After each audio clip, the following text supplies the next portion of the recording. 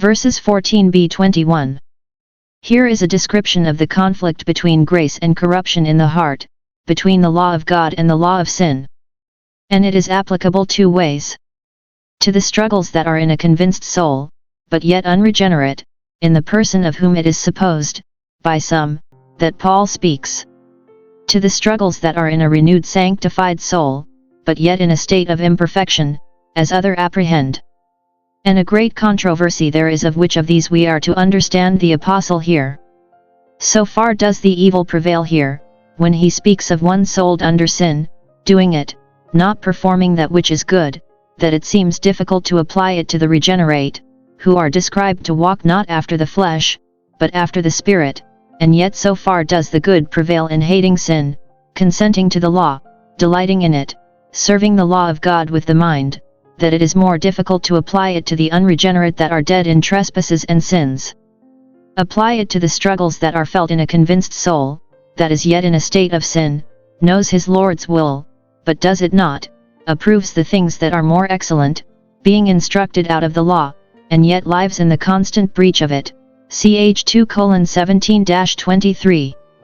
Though he has that within him that witnesses against the sin he commits, and it is not without a great deal of reluctancy that he does commit it, the superior faculties striving against it, natural conscience warning against it before it is committed and smiting for it afterwards, yet the man continues a slave to his reigning lusts.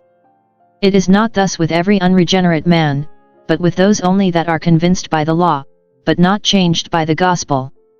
The apostle had said, Ch 6:14, Sin shall not have dominion, because you are not under the law, but under grace, for the proof of which he here shows that a man under the law, and not under grace, may be, and is, under the dominion of sin. The law may discover sin, and convince of sin, but it cannot conquer and subdue sin. Witness the predominancy of sin in many that are under very strong legal convictions. It discovers the defilement, but will not wash it off. It makes a man weary and heavy laden, Mt 11:28, burdens him with his sin, and yet, if rested in, it yields no help towards the shaking off of that burden. This is to be had only in Christ. The law may make a man cry out, O wretched man that I am! Who shall deliver me? And yet leave him thus fettered and captivated, as being too weak to deliver him. Ch 8:3, give him a spirit of bondage to fear. Ch 8:15. Now a soul advanced thus far by the law is in a fair way towards a state of liberty by Christ, though many rest here and go no further. Felix trembled, but never came to Christ. It is possible for a man to go to hell with his eyes open, number 24:3, 4, illuminated with common convictions, and to carry about with him a self-accusing conscience, even in the service of the devil. He may consent to the law that it is good, delight to know God's ways, as they, Isa 58:2, may have that within him that witnesses against sin and for holiness, and yet all this overpowered by the reigning love of sin. Drunkards and unclean persons have some faint desires to leave off their sins, and yet persist in them notwithstanding, such is the impotency and such the insufficiency of their convictions. Of such as these there are many that will needs have all this understood, and contend earnestly for it, though it is very hard to imagine why, if the apostle intended this, he should speak all along in his own person, and not only so, but in the present tense. Of his own state under conviction he had spoken at large, as of a thing past, v7, etc. I died, the commandment I found to be unto death, and if here he speaks of the same state as his present state, and the condition he was now in, surely he did not intend to be so understood, and therefore it seems rather to be understood of the struggles that are maintained between grace and corruption in sanctified souls. That there are remainders of indwelling corruption, even where there is a living principle of grace, is past dispute. That this corruption is daily breaking forth in sins of infirmity, such as are consistent with a state of grace, is no less certain. If we say that we have no sin, we deceive ourselves. 1 John 1:8, 10. That true grace strives against these sins and corruptions, does not allow of them, hates them, mourns over them, groans under them as a burden, is likewise certain. Gal 5:17 The flesh lusteth against the Spirit, and the Spirit against the flesh, and these are contrary the one to the other, so that you cannot do the things that you would. These are the truths which, I think, are contained in this discourse of the Apostle. And his design is further to open the nature of sanctification, that it does not attain to a sinless perfection in this life, and therefore to quicken us to, and encourage us in, our conflicts with remaining corruptions. Our case is not singular, that which we do sincerely strive against, shall not be laid to our charge, and through grace the victory is sure at last. The struggle here is like that between Jacob and Esau in the womb, between the Canaanites and Israelites in the land, between the house of Saul and the house of David, but great is the truth and will prevail. Understanding it thus, we may observe here what he complains of the remainder of indwelling corruptions, which he here speaks of, to show that the law is insufficient to justify even a regenerate man, that the best man in the world hath enough in him to condemn him, if God should deal with him according to the law, which is not the fault of the law, but of our own corrupt nature, which cannot fulfill the law. The repetition of the same things over and over again in this discourse shows how much Paul's heart was affected with what he wrote, and how deep his sentiments were. Observe the particulars of this complaint. I am carnal, sold under sin, v. 14. He speaks of the Corinthians as carnal, 1 Co 3:1. Even where there is spiritual life there are remainders of carnal affections, and so far a man may be sold under sin, he does not sell himself to work wickedness, as Ahab did, 1 Key 21:25, but he was sold by Adam when he sinned and fell sold, as a poor slave that does his master's will against his own will, sold under sin, because conceived in iniquity and born in sin. What I would, that I do not, but what I hate, that do I, v. 15. And to the same purport, v. 19:21, when I would do good, evil is present with me. Such was the strength of corruptions, that he could not attain that perfection in holiness which he desired and breathed after. Thus, while he was pressing forward towards perfection, yet he acknowledges that he had not already attained, neither was already perfect. Philosophy 3:12. Fain he would be free from all sin, and perfectly do the will of God, such was his settled judgment, but his corrupt nature drew him another way.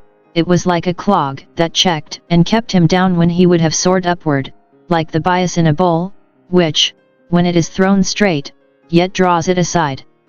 In me, that is in my flesh, dwelleth no good, v. 18. Here he explains himself concerning the corrupt nature, which he calls flesh, and as far as that goes there is no good to be expected, any more than one would expect good corn growing upon a rock, or on the sand which is by the seaside.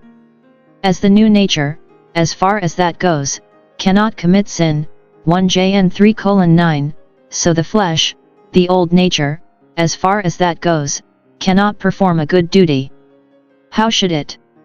For the flesh serveth the law of sin, v. 25, it is under the conduct and government of that law, and, while it is so, it is not likely to do any good.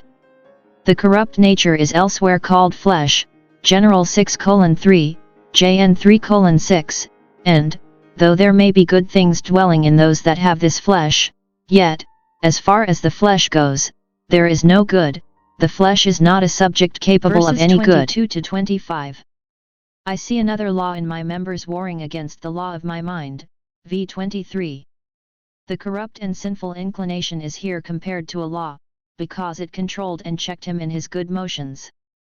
It is said to be seated in his members, because, Christ having set up his throne in his heart, it was only the rebellious members of the body that were the instruments of sin in the sensitive only the rebellious members of the body that were the instruments of sin in the sensitive appetite, or we may take it more generally for all that corrupt nature which is the seat not only of sensual but of more refined lusts.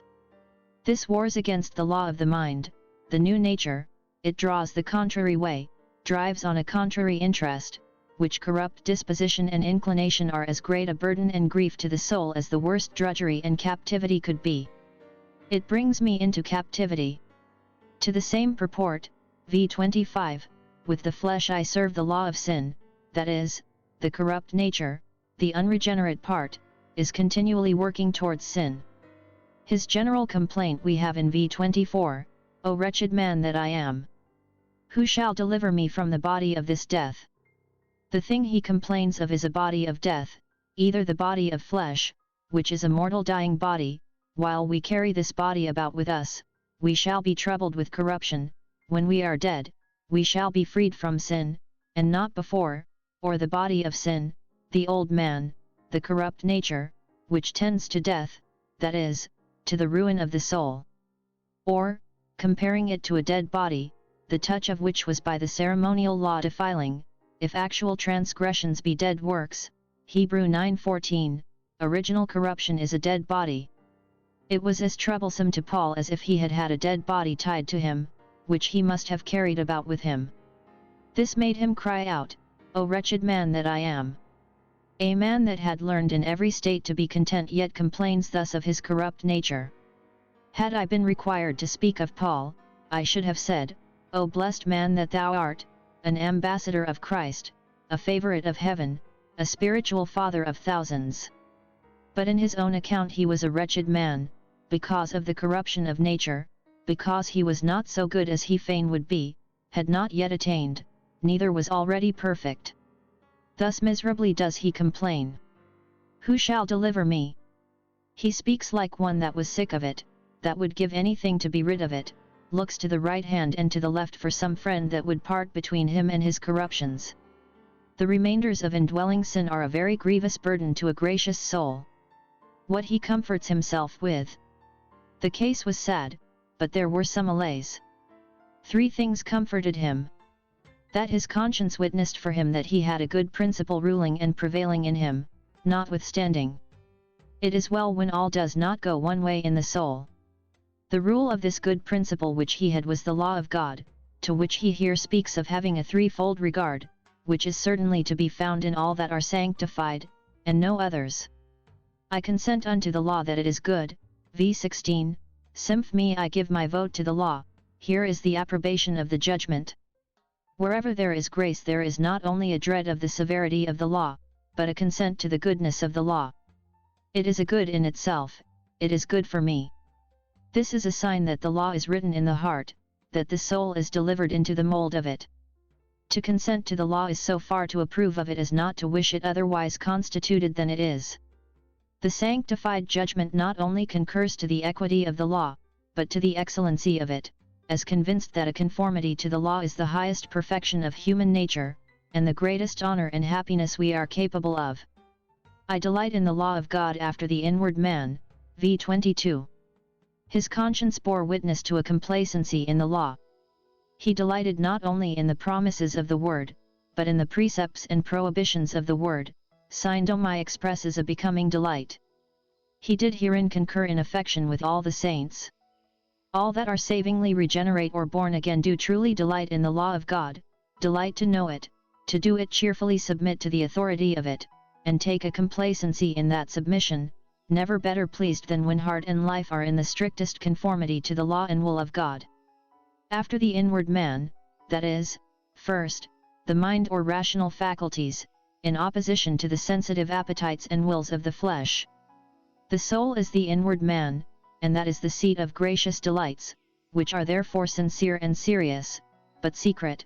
It is the renewing of the inward man, 2 Cor 4:16. Secondly, the new nature. The new man is called the inner man, F 3:16, the hidden man of the heart, 1 Pt 3:4. Paul, as far as he was sanctified, had a delight in the law of God. With the mind I myself serve the law of God, v. 25. It is not enough to consent to the law, and to delight in the law, but we must serve the law, our souls must be entirely delivered up into the obedience of it. Thus it was with Paul's mind, thus it is with every sanctified renewed mind, this is the ordinary course and way, thitherward goes the bent of the soul. I myself autos ego, plainly intimating that he speaks in his own person, and not in the person of another. That the fault lay in that corruption of his nature which he did really bewail and strive against, it is no more I that do it, but sin that dwelleth in me.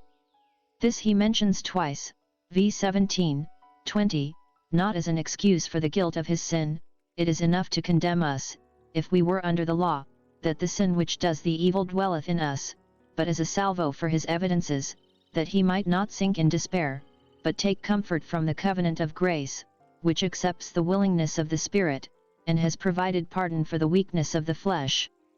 He likewise herein enters a protestation against all that which this indwelling sin produced. Having professed his consent to the law of God, he here professes his dissent from the law of sin. It is not I disown the fact, it is against my mind that it is done. As when in the Senate the major part are bad, and carry everything the wrong way, it is indeed the act of the Senate, but the honest party strive against it, bewail what is done, and enter their protestation against it, so that it is no more they that do it dwelleth in me, as the Canaanites among the Israelites, though they were put under tribute, dwelleth in me, and is likely to dwell there, while I live. His great comfort lay in Jesus Christ, v. 25. I thank God, through Jesus Christ our Lord. In the midst of his complaints he breaks out into praises. It is a special remedy against fears and sorrows to be much in praise, many a poor drooping soul hath found it so. And, in all our praises, this should be the burden of the Son, blessed be God for Jesus Christ. Who shall deliver me? Says he, v. 24, as one at a loss for help. At length he finds an all-sufficient friend, even Jesus Christ. When we are under the sense of the remaining power of sin and corruption, we shall see reason to bless God through Christ, for, as he is the mediator of all our prayers, so he is of all our praises, to bless God for Christ. It is he that stands between us and the wrath due to us for this sin. If it were not for Christ, this iniquity that dwells in us would certainly be our ruin. He is our advocate with the Father, and through him God pities, and spares, and pardons, and lays not our iniquities to our charge. It is Christ that has purchased deliverance for us in due time. Through Christ death will put an end to all these complaints, and waft us to an eternity which we shall spend without sin or sigh. Blessed be God that giveth us this victory through our Lord Jesus Christ.